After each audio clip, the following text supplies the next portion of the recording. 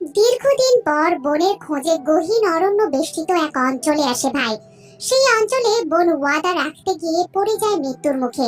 ভাই ও বোনের ওয়াদা রক্ষার্থে পুরো এক অঞ্চলের মানুষের সাথে যুদ্ধ ঘোষণা করে। ভাই কি পারবে বোনের ওয়াদা রাখতে, নাকি হিংস্র অঞ্চলের মানুষদের খপ্পরে পড়ে সবকিছু খোয়াবে? তা না হয় এক্সপ্লেনেশন থেকেই জেনে নেবেন। আমরা আজ নিতিনের সদ্য মুক্তি পাওয়া থামুরু মুভির এক্সপ্লেনেশন নিয়ে হাজির হয়েছে। তাহলে আর কথা না বাড়িয়ে শুরু করা যাক। একটা ফ্যাক্টরি বিস্ফোরণের মাধ্যমে সেই বিস্ফোরণে অনেক মানুষ মারা যায়, আবার অনেকেই আহত হয়। মারা যাওয়ার তালিকায় থাকে ছোট বাচ্চা সহ অনেকে। বিস্ফোরণে আহত নিহতদের জন্য ফ্যাক্টরির মালিকের কাছ থেকে মন্ত্রীর কাছে দেওয়া হয় 50 লাখ, কিন্তু পিএ জানায় সেই টাকা মালিকের বাসায় গিয়ে নিয়ে আসতে হবে। এজন্য তার নিজস্ব গাড়িও পাঠানো হয়। মন্ত্রী এত টাকা দেওয়া এবং গাড়ি পাঠানোর ব্যাপার নিয়ে অবাক হয়। তাই পিএর কাছ থেকে মালিকের ব্যাপারে যেতে যেতে জানতে থাকে মন্ত্রী। পিএ জানায় মালিকের নাম আগরওয়াল। সেই ইয়াতিম ছিল। ইয়াতিম হওয়ায় এক বড়লোক ফ্যামিলি থেকে অ্যাডপ্ট করে তাকে, কিন্তু এক অ্যাক্সিডেন্টে সেই ফ্যামিলির সবাই মারা গেলে ভাগ্যক্রমে শুধু বেঁচে যায় আগরওয়াল। তবে তারও এক সমস্যা হয়, 20 ডেসিমেলের উপরে শব্দ সে শুনতে পারে না। এজন্য নির্জন এলাকায় বাড়ি করে থাকে। সেই বাড়িতে সবসময় সে ইশারায় কাজ করে, এমনকি বাড়িটাও সাউন্ড প্রুফ। এসব বলতে বলতে তারা আগরওয়ালের কাছে চলে আসে। এসে মন্ত্রী জিজ্ঞেস করে, ওই ফ্যাক্টরি তো 6 মাস ধরে চলছিল না, তাহলে বিস্ফোরণটা কিভাবে হলো? আগরওয়াল জানায় পুরাতন কিছু থেকেই তো নতুনের সৃষ্টি। মন্ত্রী ব্যাপারটা বুঝতে পারে, তাই জানায় পুরো ঘটনা অন্যদিকে প্রভাবিত করতে মুখ্যমন্ত্রীকে দিতে হবে 100 কোটি, আমাকে দিতে হবে 10 কোটি, মৃত আর আহত ব্যক্তির ফ্যামিলিদেরকেও দিতে হবে। আগরওয়াল জানায় ঠিক আছে, মৃত ব্যক্তির ফ্যামিলিকে 1 লাখ করে দেব, আহতদের কিছু দিতে হবে না। মন্ত্রী বলে 1 লাখ টাকা করে দিলে কম হয়ে যায়, 2 করে দিয়েন। আগরওয়াল এটাতেও রাজি হয়। তখন আবার আগরওয়ালের পিএ বলে মিডিয়া প্রশাসনও কিন্তু দেখতে হবে, যাতে কোনো ঝামেলা না হয়। মন্ত্রী জানায় যেখানে আমি ইনভলভ হয়েছি সেখানে ঝামেলা হতে দেব? তো পরের দিন আগরওয়ালের পিএ নিহত ব্যক্তির ফ্যামিলিকে 2 লাখ টাকার চেক দিতে আসলে সেখানে প্রথমে এক সন্তানহারা মা প্রতিবাদ করে। সে বলে আমাদের প্রিয়জনদের মৃত্যুর দাম কি মাত্র 2 লাখ? আমার এই 2 লাখ টাকা লাগবে না। যতক্ষণ না ন্যায় বিচার পাচ্ছি ততক্ষণ কোনো কিছু খাবো না, এখানেই বসে থাকবো। সেই মহিলার কথা শুনে অন্য সবাই চেক ফেলে দিয়ে মহিলার সাথে একতাবদ্ধ হয়ে অনশনে বসে। তখন পিএ বলে আমরা তো 15 দিনের মধ্যে আপনাদের টাকা দিয়ে দিচ্ছি, অন্যরা তাও দেয় না। এরকম না খেয়ে বসে থেকে কিচ্ছু করতে পারবেন না। ভুক্তভোগীদের মাঝ থেকে একজন বৃদ্ধ উঠে বলে আমাদের বাঁচাতে নিশ্চয়ই কেউ একজন আসবে, যে অন্যায়ের সাথে লড়াই করে ন্যায় বিচার এনে দেবে। সিন শিফট করে দেখানো হয় যে নামে এক আর্চারি প্লেয়ারকে। সে ট্রেনিং এ ঠিকঠাক ফোকাস করতে পারছে না। তখন কোচ এসে তাকে জানায় তোমার স্বপ্ন গোল্ড মেডেলিস্ট হওয়া, তুমি কিনা 10 টার্গেট করতে পারছো না। এইভাবে চললে তো তুমি তোমার টার্গেটে পৌঁছাতে পারবে না। তুমি ভালো প্লেয়ার, কিন্তু তোমাকে তোমার লক্ষ্য ঠিক রাখতে হবে, তাহলেই তুমি তোমার সঠিক গন্তব্যে পৌঁছাতে পারবে। বাসায় এসে যে শুধু কোচের এসব কথাই ভাবতে থাকে। তাই সেদিনই যে দেখা করতে আসে তার প্রিয় মানুষ চিত্রার সাথে। চিত্রা আবার সেদিনই এক স্টার্টআপ কোম্পানি খোলার জন্য পুরস্কার পায়। সেখানেই যে চিত্রার কাছে এসে আর্চারিতে যে ফোকাস করতে পারছে না সে ব্যাপারে বললে চিত্রা জানায় তুমি আন্ডার 40 থেকে আর্চারিতে গোল্ড মেডেলিস্ট হওয়ার স্বপ্ন দেখেছো, এই জন্য তোমাকে কঠোর পরিশ্রম করতেই হবে। যে বাসায় এসে ধ্যানে বসলে আগুন, ময়ূরের পাখনা এসব দেখতে থাকে। পরের দিন ট্রেনিং এ একটাও 10 হিট করতে পারে না সে, তাই 10 ঘুষি মেরে ছিঁড়ে ফেলে। সেই সময় চিত্রা সেখানে উপস্থিত হয়ে বলে এরকম পাগলামি করলে কি হবে?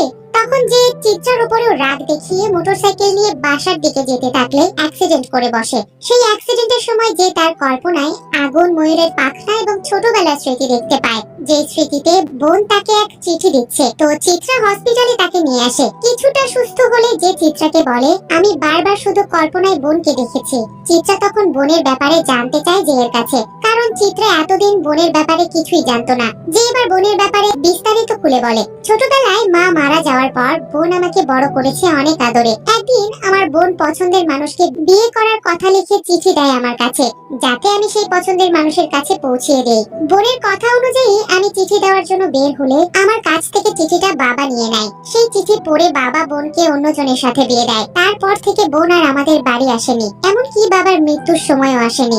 বোনের ব্যাপারে শোনানোর পর যে আরো বলে সেদিন যদি ভয় পেয়ে বাবাকে চিঠিটা না দিতাম তাহলে আপুকে হারাতাম না, আচারের দিকেও মন বসতো। এখন কল্পনায় শুধু সেসবই ভেসে আসছে, তাই মনোযোগ দিতে পারছি না। যে কাছ থেকে এসব শুনে চিত্রা বলে তাহলে এবার তোমার বোনকে খুঁজে বের করে তার কাছে ক্ষমা চাও, এতে হয়তো এই সমস্যা দূর হবে।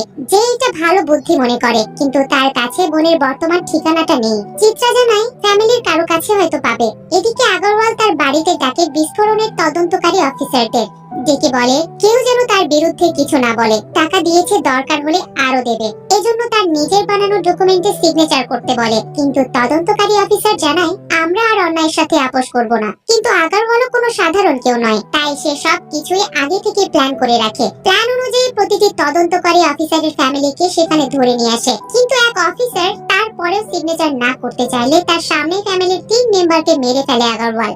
এতে সেই অফিসার জোরে কান্না করলে আবার আগরওয়ালেরই সমস্যা হয়। নিজের ফ্যামিলিদের বাঁচাতে এরপর অন্য সব অফিসার সিগনেচার করলেও একজন জানায় এই ডকুমেন্ট কিছুই না যদি বড় এক্সপার্ট সিগনেচার না করে। কিন্তু বড় এক্সপার্ট অফিসার ঝাঁসি কখনো অন্যায়ের সাথে আপোষ করেনি, তাই আপনার সবকিছু বৃথা যাবে। এসব শুনে আগরওয়াল জিজ্ঞেস করে তার কি কোনো ফ্যামিলি নেই? অফিসার জানায় আছে। আগরওয়াল তখন বলে তাহলে তাকে মানানোর বুদ্ধিও আমার কাছে আছে। এদিকে বোনের ছবি নিয়ে বোনের বাসা খুঁজে পেয়ে সেখানে চিত্রাকে নিয়ে চলে আসে। তবে সে জানতে পারে তার বোন সহ পুরো ফ্যামিলি দেবী পাগালা জাম্মার উৎসবে আম্বার গোডাগুতে গিয়েছে। যে চিত্রাকে নিয়ে সেই উৎসবের দিকেই যেতে থাকে। যেতে যেতে আম্বার গোডাগু সম্পর্কে গুগল করে, সেখানে দেখতে পায় এইটা একটা প্রত্যন্ত অঞ্চল, এখানে বেদেনীদের বসবাস, নেই কোনো প্রশাসন। সেরকম ক্রাইম না হলেও বড় বড় ক্রিমিনাল এখানে আছে। এখানে কথা বলার জন্য নির্দিষ্ট এক জায়গায় যেতে হয়, কারণ এখানে মোবাইলের টাওয়ার শুধু একটাই। 12 বছর পর পর এখানে দেবী পাগালা জাম্মার উৎসব হয়। সেই উৎসবে দেশ বিদেশের সবাই আসে। ঝাঁসিও সেখানে ফ্যামিলি নিয়ে এসেছে। এর মধ্যে ঝাঁসিকে সেই অফিসার ফোন করে জানায় আগরওয়ালের লোকজন আপনাকে এবং আপনার ফ্যামিলিকে জিম্মি করার জন্য আসছে, আপনি বিপদে আছেন। ঝাঁসি ফোন দেয় ছত্তিশগড়ের পুলিশ কমিশনারকে, দ্রুত হেল্প করতে বলে। আর তারাও গাড়ি নিয়ে নিরাপদ জায়গার দিকে যেতে থাকলে আগরওয়ালের ভাড়াটে লোকজন তাদের গাড়ি বহরে হামলা করে। এর মধ্যে যে এবং চিত্রাও সেখানে পৌঁছে গেলে চিত্রা ভিলেনদের গাড়ির সাথে অ্যাক্সিডেন্টের সম্মুখীন হয়। চিত্রাকে যে কোনো মতে বিপদ থেকে রক্ষা করলেও সে দেখে গুন্ডারা এক ফ্যামিলির পিছু নিয়েছে, তাই সবার সাথে লড়াই করে ফ্যামিলিকে সেভ করে। পরে যে দেখতে পায় যে ফ্যামিলিকে সে সেভ করেছে সেটা তার বোন ঝাঁসির ফ্যামিলি। এত বছর পর বোন দেখতে পেয়ে খুশি হয় যে, তবে বোন তাকে চিনতে পারে না, তাই আননোন হিসেবে কথা বলে এবং বাঁচানোর জন্য ধন্যবাদ দেয়। এরপর ঝাঁসির ফ্যামিলির লোকজন জিজ্ঞেস করে কারা মারতে এসেছিল। ঝাঁসি বিস্ফোরণ থেকে শুরু করে অন্বেষণ আন্দোলনে মার খাওয়ার পরেও ভুক্তভোগী লোকদের পিছু না হটার কথা জানায়। সেই সাথে আগরওয়ালের কথাও বলে, সাথে জানাই আগামীকাল 9টায় আমার রিপোর্ট জমা দিতে হবে। এসব শুনে ফ্যামিলি মেম্বাররা আতঙ্কিত হয়ে পুলিশকে জানাতে বলে। ঝাঁসি জানায় এই অঞ্চলে প্রশাসন নেই, আমার ছত্তিশগড়ের পুলিশ কমিশনারের সাথে কথা হয়েছে, তারা সেখানকার প্রবেশদ্বার কুসুমিতে আমাদের প্রোটেক্ট করার জন্য থাকবে, আমাদের সেখানে যেতে হবে। ফ্যামিলি মেম্বাররা এটা শুনে বলে তাহলে কুসুমি যাওয়া পর্যন্ত তো তারা আমাদের উপর আবার আক্রমণ করতে পারে। এবারে ঝাঁসিও চিন্তায় পড়ে, তাই হেল্প চাইতে জের কাছে এসে বলে তুমি কে আমি জানি না, কিন্তু একবার হেল্প করেছো, তাই চাই কুসুমি পর্যন্ত তুমি আমাদের সাথে চলো। যে তখন না করে না, কারণ সে বোনের জন্যই তো এসেছে। তারপর তারা বনের মধ্য দিয়ে যেতে থাকে। যেতে যেতে চিত্রা জিজ্ঞেস করে তোমার বোন কি তোমাকে চিনতে পারেনি? যে জানায় হয়তো পারেনি। জঙ্গলের মধ্য দিয়ে তারা যেতে থাকলে ঝাঁসির ফ্যামিলির এক বাচ্চাকে পোকা কামড় দেয়। প্যানিক হয়ে পড়ে বাচ্চার বাবা, ফোন দেয় ডক্টরের কাছে, কিন্তু সেখানে তো নেটওয়ার্ক নেই। তাই যে ইমার্জেন্সি ফোন করে সেখানকার দায়িত্বে থাকা রত্না নামে একজন ধরে। সে পোকা কামড়ের ব্যথা কিভাবে ভালো করা যাবে তার বর্ণনা দেয়, সাথে জানায় এসব যে বলছি এজন্য আমাকে কিন্তু পে করতে হবে। এখানে আমাকে সংস্থা রেখেছে, কোনো সরকার নয়। তাছাড়া যে বেতন দেয় সেটা দিয়ে আমার চলে না। আপনি সবখানে রত্নার বক্স দেখতে পাবেন, সেখানে টাকাটা রেখে দিলেই হবে। যে জানাই ঠিক আছে। রত্নার পরামর্শ অনুযায়ী গাছের লতা পাতা দিয়ে পোকা কামড়ের জায়গায় ব্যান্ডেজ করে দেয়, যে এতে বাচ্চা সুস্থতা অনুভব করে। ওইদিকে আগরওয়ালের লোক ফ্রান্সিস ফোন করে জানায় প্রথম ধাপে সে ধরতে পারেনি, সবাই জঙ্গলে পালিয়ে গিয়েছে। আগরওয়াল জানায় তারা বেশি দূর যেতে পারবে না, সাথে প্রেগনেন্ট মহিলা এবং বাচ্চা আছে, তাই বেশি দূর যাওয়া তাদের পক্ষে সম্ভব হবে না। ঝাঁসিকে ধরে সিগনেচারটা নিয়ে নেবে। এসব শুনে আগরওয়ালের লোকজন জঙ্গলে খুঁজতে বেরিয়ে পড়ে। কিছু দূর যেতেই যে আবার ফোন দেয় রত্নাকে। ফোন দিয়ে আগে চুমু দেয়, তারপর জানায় আমার কাছে কার্ড আছে, টাকা নেই, তাই আপাতত চুমু দিলাম। রত্না জিজ্ঞেস করে এবার কি জন্য ফোন? যেই জানায় খাবার লাগবে, বাচ্চারা খাবার চাচ্ছে।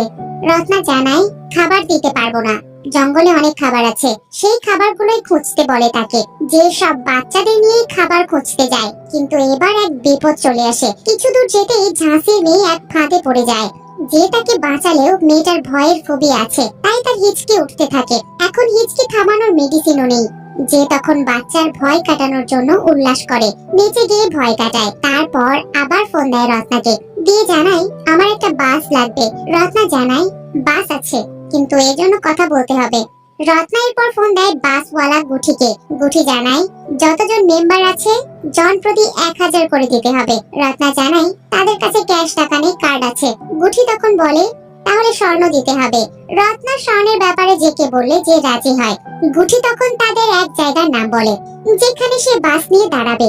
সেই জায়গার কথা আবার ফ্রান্সিস তথা আগরওয়ালের লোকজন জেনে যায়। ওদিকে আগরওয়াল মিউজিক ছড়ায় নাচতে থাকে। অন্য তদন্তকারী অফিসারদের জানায় বড় জড় ধরা পড়ছে। এদিকে এবার যেতে যেতে চিত্রা ঝাঁসিকে জিজ্ঞেস করে এখানে শুধু আপনার শ্বশুর বাড়ির লোকজনদেরই দেখছে, আপনার বাবা ভাই কেউ নেই? ঝাঁসি বলে আছে, কিন্তু অতীত। পুরো ঘটনা জানতে চাইলে বলে না ঝাঁসি। তারপরেও জানায় আমার ভাই আছে, কিন্তু মনে করতে চায় না। তাকে মনে করলে আমার ফার্স্ট লাভের কথাও মনে পড়ে যায়। ফার্স্ট লাভ ভাইয়ের জন্য হারিয়ে গিয়েছে, এতে আমার দুঃখ নেই। তবে আমার হাজবেন্ডের আমাকে মানাতে অনেক সময় খোয়াতে হয়েছে, তাই আমার অতীতের আর কোনো কিছুই মনে করতে চায় না, এমনকি আমার ভাইকেও। এইসব দূর থেকে শুনে কষ্ট পায় যে। ঝাঁসি আবার চিত্রা আর জেকে জিজ্ঞেস করে তোমাদের কোনো অতীত আছে? দুজনেই জানায় না। এর মধ্যে চলতে চলতে তারা বাসের কাছে পৌঁছে যায়, কিন্তু সেখানে আগে থেকে ভিলেনগুলো অপেক্ষা করতে থাকে তাদের জন্য। ভিলেনদের আবার দেখেও ফেলে যে। এদিকে অনেকক্ষণ অপেক্ষা করার পরেও না আসায় গুঠি বাস নিয়ে যেতে থাকলে যে আর চিত্রা প্রেগনেন্ট মহিলাকে নিয়ে বাসের দিকে যেতে থাকলে লুকিং গ্লাসে দেখে বাস থামায় গুঠি। এরপর তারা বাসে উঠে পড়লেও ওইদিকে বাকি যারা রয়েছে তাদেরকে আটকে ফেলে জোর করে সিগনেচার নিতে থাকে। তা দেখে বাসের মধ্যে থাকা তীর ধনুক দিয়ে এক একজনকে টার্গেট করে মারতে থাকে যে। ভিলেনদের সবাইকে মেরে ফ্যামিলিকে বাসে তুললেও সে বাসে ওঠার সময় ফ্রান্সিসের থেকে ছুরির আঘাত খায়। ছুরির আঘাত খেয়ে আবার রত্নার থেকে মেডিসিন চায়। অন্যদিকে পুলিশ কমিশনার ঝাঁসিকে জানায় আমরা নিয়ম ভঙ্গ করে আম্বার গবুতে ঢুকতে পারবো না, আপনারা বাইরে আসেন, তারপর প্রোটেক্ট করছি। এবার সবাই ঝাঁসির বিপক্ষে যায়। সবাই ঝাঁসিকে বলে আপনি সিগনেচার দিলেই তো আমরা আর এই বিপদে পড়ি না। ঝাঁসি জানায় আমি ওয়াদা করেছি ন্যায় বিচার দিয়ে ছাড়বো, তাই আমি সিগনেচার করতে পারবো না। দরকার হলে আমি নিজে গাড়ি থেকে নেমে যাব।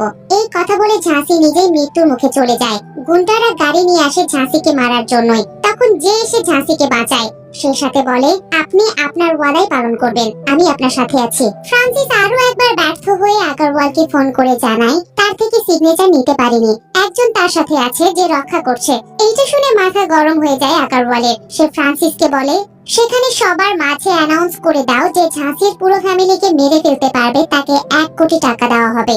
আগরওয়ালের সবাই এই অ্যানাউন্স পাওয়া মাত্রই সবাই সেই রাতেই বেরিয়ে পড়ে মারার জন্য। ওইদিকে চিত্রা জেকে বলে এই যে বোনের জন্য এত কিছু করছো, তারপরেও তো তোমার বোন তোমাকে ভাই হিসেবে মেনে নেবে না। যে জানায় ভুল যেটা করেছি অ্যাটলিস্ট সেটার খেসারত তো দিতে পারবো।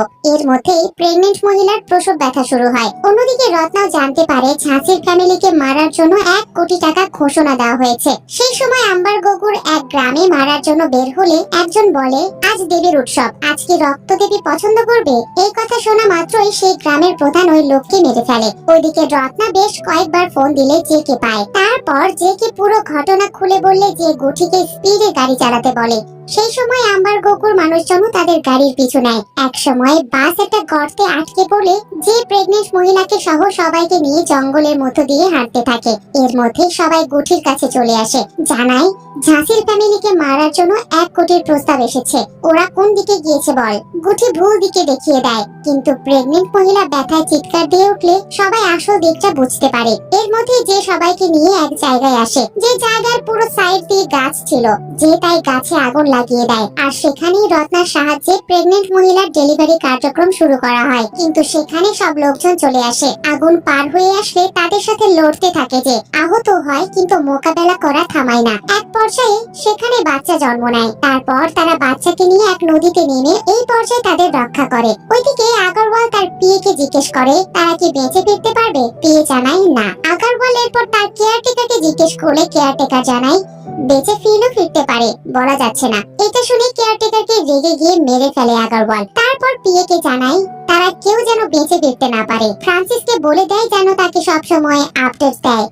যে সেবারের মতো সবাইকে নিয়ে সেফ জোনে গেলে গুঠি এসে ফ্রান্সিসকে বলে একমাত্র আমি সেই পরিবারকে মেরে ফেলতে পারবো, তাদের সাথে আমার আন্তরিকতা গড়ে উঠেছে। আর তাদেরকে মারার প্ল্যানও আমার কাছে আছে, কিন্তু আমাকে 1 কোটি টাকা দিতে হবে। ফ্রান্সিস জানায় ঠিক আছে। গুঠি তখন ফ্রান্সিসকে রত্নার কথাও জানিয়ে দেয়। সেই সাথে বলে রত্নাই তাদেরকে হেল্প করছে। এদিকে সেফ জোনে এসে যে আবার ফোন করে রত্নাকে, যে তাকে ধন্যবাদ দেয়, কারণ বাচ্চা সহ সবাইকে সে সেফ জোনে আনতে সাহায্য করেছে। সেই সাথে বাচ্চার নামও তাকে রাখতে বলে। রত্না তাই নাম রাখে। সেই সময় রত্না শুনতে পায় গ্রামের মানুষজন আবার তাদের উপর হামলা করছে, তাই জেকে এক সেফ জোনের ঠিকানা দেয় আর সেই দিকে যেতে বলে। এদিকে ঝাঁসি তার মেয়ে দিব্যাকে কোথাও দেখতে পায় না। যে তখন মনে পড়ে বিপদের মুখে তারা দিব্যাকে সেখানেই রেখে নদী পার হয়ে এসেছে, তাই সে দিব্যাকে ফিরিয়ে আনতে যায়। তাদের মধ্যে আবার কেউ কেউ মনে করে সে হয়তো পালাতে চাচ্ছে। যে তাদেরকে জানায় আমি দিব্যাকে নিয়ে ফিরবো। চিত্রা তাই জেকে বলে আমরা সেই জোনের দিকে এগিয়ে যাচ্ছি, তুমি দিব্যাকে নিয়ে সেখানে এসো। চিত্রা সবাইকে নিয়ে সেফ জোনের দিকে যেতে থাকে। অন্যদিকে যেই যায় দিব্যার খোঁজে, তখন দেখা যায় দিব্যাকে ওই ভিলেন যে নিজেদের লোককেই মেরেছিল, যার নাম কসবা, তার কাছে রয়েছে। সেই কসবা দলবল নিয়ে ঘিরে রেখেছে দিব্যাকে। এদিকে গুঠি ঘোড়ার গাড়ি নিয়ে যেতে থাকলে সবাই গুঠিকে দেখে ডাক দেয়। গুঠিও সুযোগ করে তাদের এক জায়গায় নিয়ে এসে ফেলে দেয়। তারপর সবাইকে মেরে ফেলার প্রস্তুতি নেয়, কিন্তু চিত্রা সহজে তা হতে দেয় না। অন্যদিকে কসবা দিব্যাকে মারার জন্য প্রস্তুতি নিলে যে সেখানে এসে দিব্যাকে সেভ করে, কিন্তু কসবা সহ সবাই ঘিরে ধরে যে সহ দিব্যাকে। তখন একদিকে ফ্যামিলিকে বাঁচানোর জন্য চিত্রা লড়াই করে গুঠির সাথে, অন্যদিকে দিব্যাকে বাঁচানোর জন্য আম্বার গুগুর গ্রামবাসীদের সাথে লড়াই করে যে। এক পর্যায়ে চিত্রা গুঠিকে মেরে ফেলেও প্রচন্ড আহত হয় সে। অন্যদিকে যে দেখতে পায় দিব্যার আবার ভয়ের ফোবিয়া থেকে মুখ দিয়ে রক্ত আসছে, তাই সে সবার থেকে দিব্যাকে মুক্ত করে সেফ জোনে নিয়ে এসে দিব্যাকে ভালো করার চেষ্টা করে। সেই সাথে ভাগ্নিকে দেয় তার পরিচয়। দিব্যার জ্ঞান ফেরে আর জেকে সে মামা বলেও ডাকে, যে প্রথমবার তার বোনের ফ্যামিলিকে পরিচয় দেয়। এরপর দিব্যাকে নিয়ে ফিরলে যে দেখে চিত্রা গুরুতর আহত। চিত্রা জেকে জানায় আমার সময় শেষ হয়ে এসেছে, আমি চাই তুমি গোল্ড মেডেলিস্ট হও। এই বলে মারা যায় চিত্রা। চিত্রাকে তারা সেখানেই কবর দেয়। অন্যদিকে ফ্রান্সিস আগারওয়ালকে ফোন করে জানায় পুরো ফ্যামিলি যেই পথ দিয়ে গিয়েছে এবার তারা সেই পথে যাচ্ছে, আর সেই পথে ফাঁদ ফেলা হয়েছে।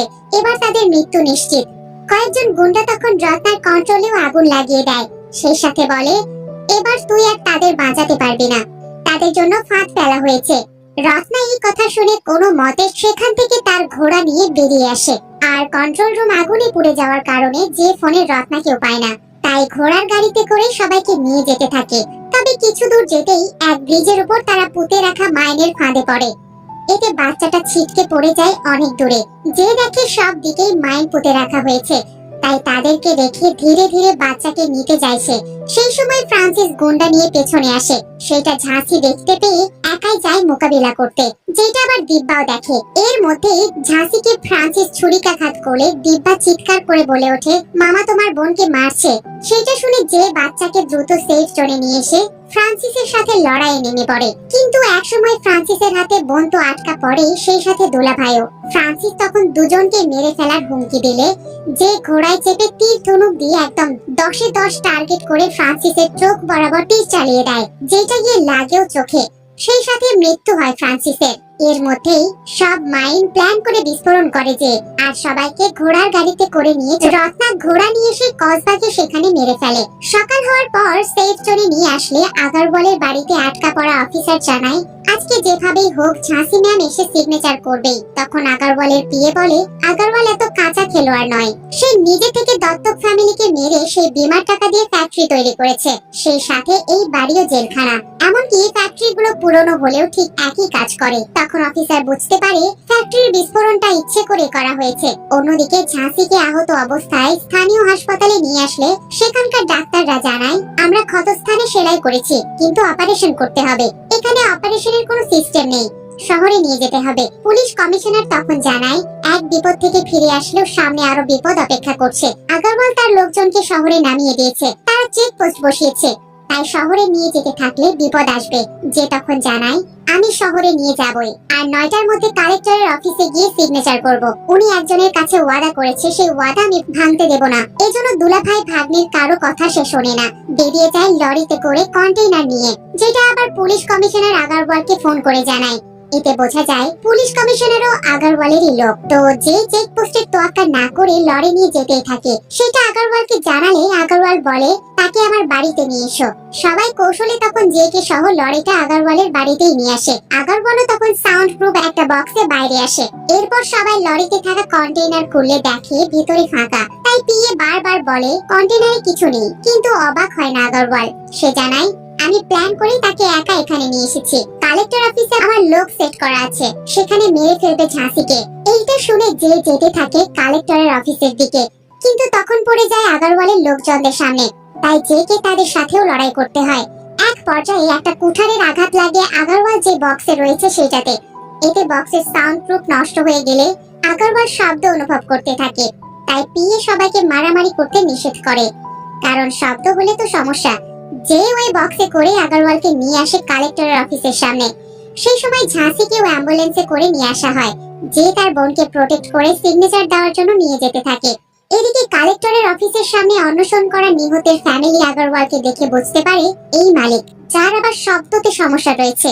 তাই তারা সামনে গিয়ে সবাই ইচ্ছে মতো শব্দ করতে থাকে। সেই শব্দে সেখানে মারা যায় আগারওয়াল। ওইদিকে 9টার আগে অসুস্থ অবস্থাতেই সিগনেচার দেয় ঝাঁসি। তারপর কালেক্টর অফিসের সবার সামনে এসে বলে আগারওয়ালের সকল সম্পত্তি বাজেয়াপ্ত করা হয়েছে। এতে সবাই খুশি হয়। কালেক্টর অফিসার সেখানে আরো জানায় শুধুমাত্র ঝাঁসির মতো লয়াল অফিসারের জন্যই হয়েছে। ঝাঁসি আবার তার ভাই জেকে সবার সামনে হিরো বানায়। সেই সাথে জেকে আজ থেকে ভাইও বলে, যেটা শুনে জেকে সবাই সম্মান করে, সাথে যেও খুশি হয়। 6 মাস পর গোল্ড মেডেলিস্ট হয়ে যে গোল্ড মেডেল নিয়ে আসে আম্বার গগুতে চিত্রার কবরে। তারপর যে দেখা করতে আসে রত্নার সাথে। রত্না জেকে দেখে খুশি হয়। দুজনেই নতুন ভাবে জীবন শুরু করার মধ্য দিয়ে শেষ হয় থাম্মরু মুভি। নিতিনের জন্য আফসোসই লাগে, নিতিনের সাথের জন্য এখন দারুণ সব মুভি করছে। অন্যদিকে নিতিন যেন ভালো গল্পই চুজ করতে পারছে না। এই মুভিতে ভাই বোনের যে গল্প তুলে ধরা হয়েছে সেটাতে যেন সেরকম কোনো ইমোশনই নেই। তো আপনাদের কেমন লাগলো তা জানাতে পারেন কমেন্ট বক্সে।